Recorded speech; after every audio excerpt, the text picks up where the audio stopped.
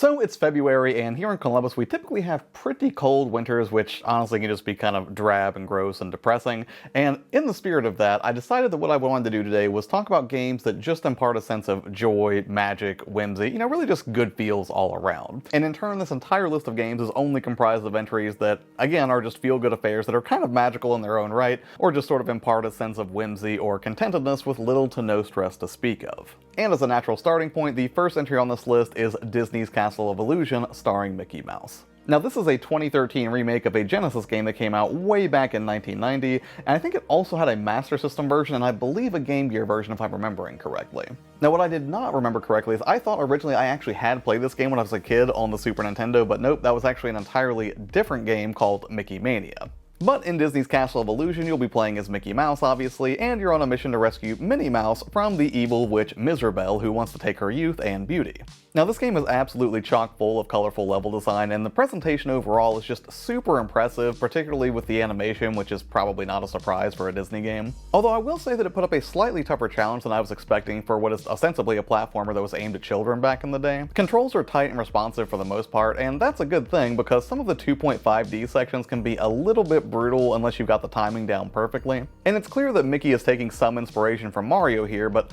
honestly I wouldn't be surprised if this reimagining of the original also looked to some Crash Bandicoot titles based on a couple of the sections that I witnessed so far. And overall I've just really enjoyed my time with this one, although it's not a very long game as a remake of a retro platformer, and you can probably knock this one out in anywhere from 2 to 4 hours. Still, it seems perfectly well suited to the Steam Deck, and if you grew up with any fond memories of classic Disney shows and animation from the 90s, Castle of Illusion is a vivid romp that's more than worth a look to kill a few hours, and at $14.99 feels like about the right price for what it is, but hey, if you can find it on sale, then all the better, right? And while we're on the subject of retro platformers, there is one more that I want to throw in here, which is more of a modern throwback to retro platforming, and I really wanted to include it because I had never played this before, I always wanted to check it out, and now I finally have, and that game would be Yooka-Laylee. The setup for Yooka-Laylee is that the big bad, capital B, is on a mission to steal all the books in the world while holed up in his ivory tower because B-puns, I guess. But I really didn't find myself caring about the story too much, and it pretty quickly took a backseat to what is basically just classic 3D platforming action. And if you have a fondness for those early 3D platformers, Yooka and Laylee are endearing enough as heroes, and with a bunch of prior Rare staff fleshing this out as a spiritual successor to Banjo-Kazooie,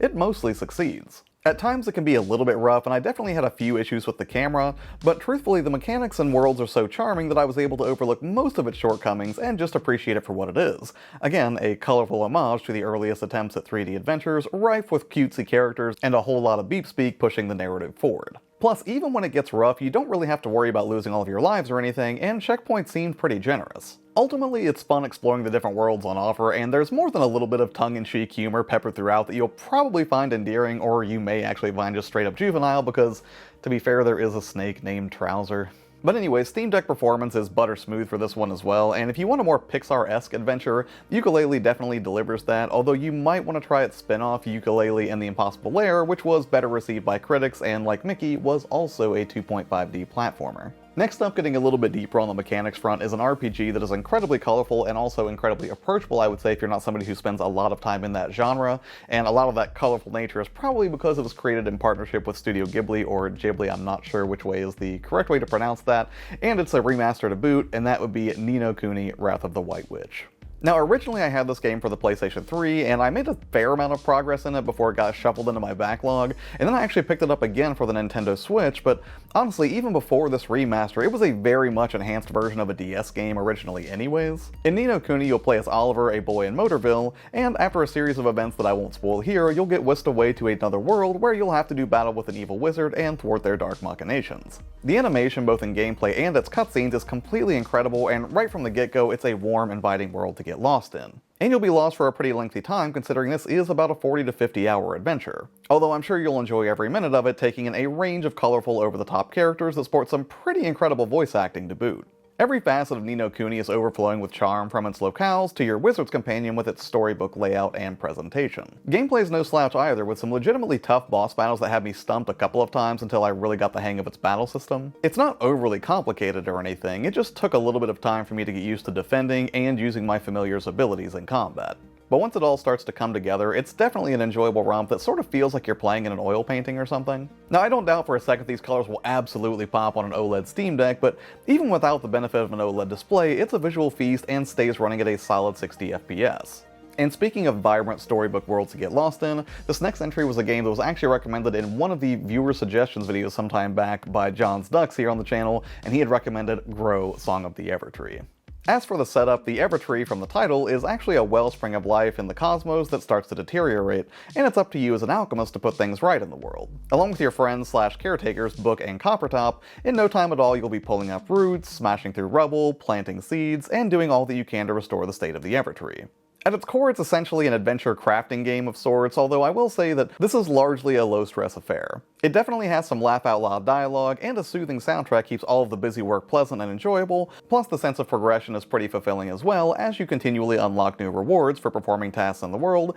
and helping out new friends that you'll make along the way. Whether it's broad daylight or the dead of night with fireflies swarming all over the place, this is one of my favorite games for the deck visually for sure. There's a whole lot of bloom lighting at play here, and while it can be a lot to take in as you start to explore different portions of the Evertree, it does a good job at directing you from A to B and gently easing you into its systems before ramping up considerably later on with tons of crafting and build options that I've still only scratched the surface of. So if you're looking for something that's not quite as much pressure as an action RPG but still provides a dreamy fantasy land to run around in with a good sense of progression, Song of the Evertree is great as a breezy, lightweight adventure that doesn't miss a beat on the Steam Deck. And finally, the last entry on my list of happy, warm, feel-good games would be Lil Gator Game. I grabbed this last year after seeing it pop up over and over as a recommended title, and believe me when I say it definitely earns its overwhelmingly positive review scores. In Lil Gator Game, you play as, well, a gator, and it is very specifically focused on the act of play for narrative reasons that I'll let you uncover for yourself. Your little gator bud is on a mission to roleplay his own favorite adventure game, which is a pretty blatant nod to one of the most well-known video games of all time, and you'll be running around all over the place with your buds on the sort of adventures that you would make up in your head as a kid.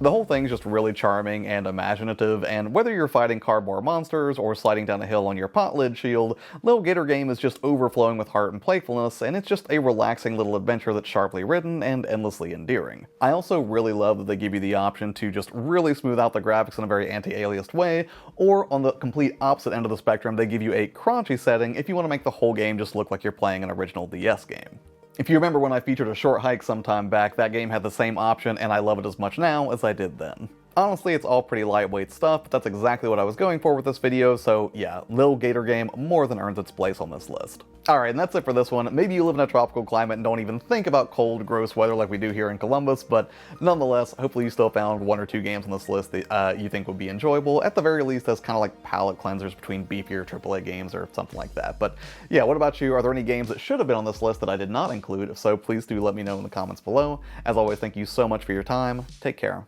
and I'll see you on the next one. Bye.